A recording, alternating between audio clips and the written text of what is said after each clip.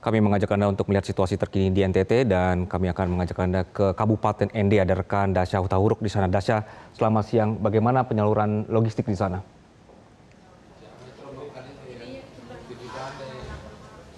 Ya betul sekali Anggi dan juga pemirsa, selamat siang. Saat ini kami melaporkan langsung dari Kabupaten ND. Anggi memasuki hari ke-10 pasca terjadi gempa yang terjadi di Pulau Flores, Provinsi Nusa Tenggara Timur. Hingga saat ini bantuan masih terus disalurkan. Seperti di lokasi kami saat ini pemirsa, di kantor BPBD Kabupaten ND, ini dapat dilihat ini merupakan sejumlah bantuan yang siap disalurkan kepada sejumlah warga terdampak. Bantuan-bantuan ini terdiri dari sejumlah kebutuhan-kebutuhan seperti ada paket sembako, ada mie instan, minyak, beras, telur, dan tidak hanya paket sembako, ada juga kebutuhan-kebutuhan lainnya seperti obat-obatan dan juga selimut dan terpal. Diketahui Anggi di kabupaten ini sendiri terdapat sekitar 7.400 kakak yang terkena dampak gempa yang terjadi pada Sabtu lalu yang tersebar ke dalam 21 kecamatan di Kabupaten ND.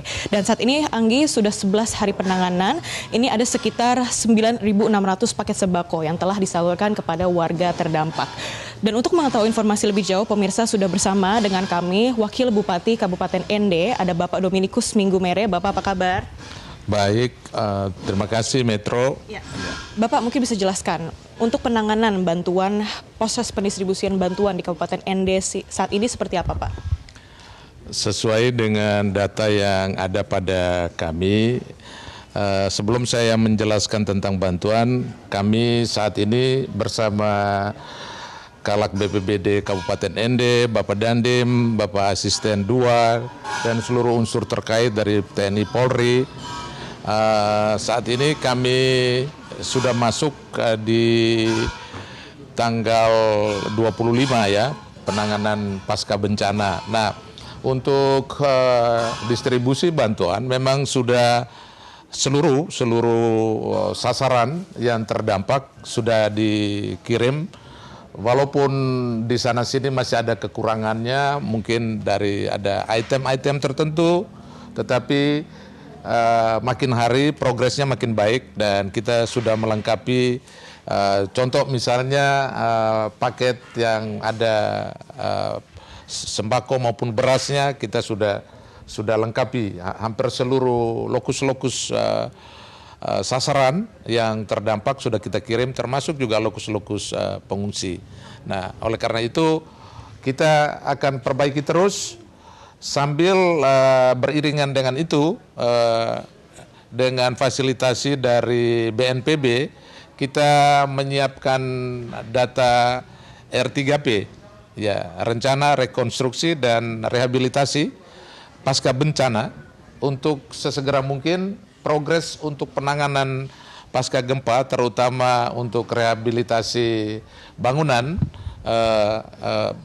yang dengan kriteria rusak ringan, rusak sedang, rusak berat, kita sudah koordinasi dengan data yang ada di BPBD Kabupaten maupun teman-teman dari BNPB sebagai fasilitator.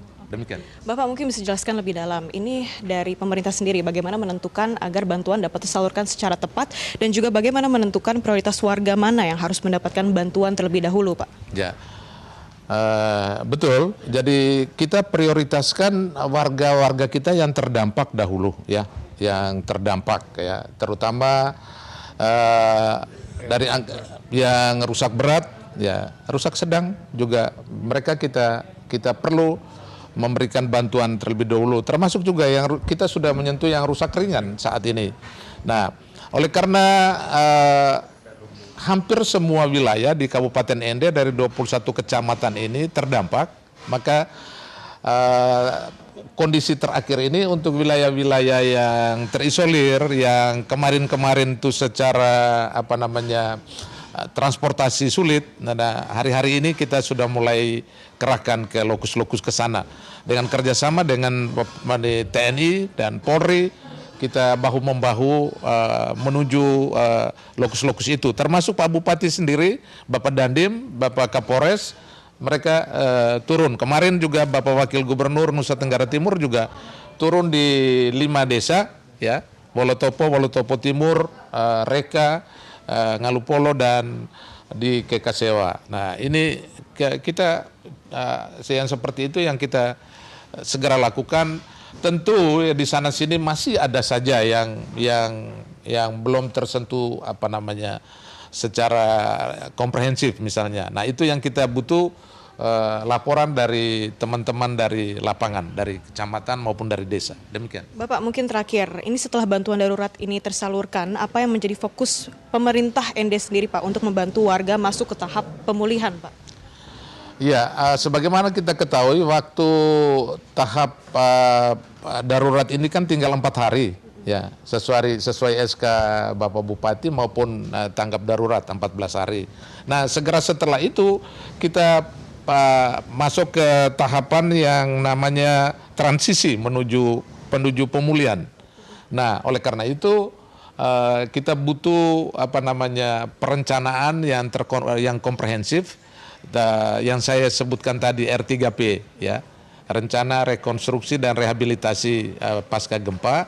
Nah, data-data itu harus masuk untuk kita kompilasi, ya, melalui di badan BPBD Kabupaten ini Pak Kalak dan timnya, dan secara terkoordinasi dengan Bapeda, Badan Perencanaan Pembangunan, untuk semua sektor mulai bergerak menginput data-data dampak sesuai dengan sektornya, kemudian dikompilasi melalui BPBD Kabupaten, kemudian disampaikan ke BNPB untuk selanjutnya hitungan-hitungan kerusakan itu by name, by address, seluruh kelengkapan itu kita kirimkan ke sana supaya bisa segera ditangani sesuai kriterianya, ya sesuai penjelasan Bapak Kepala BNPB.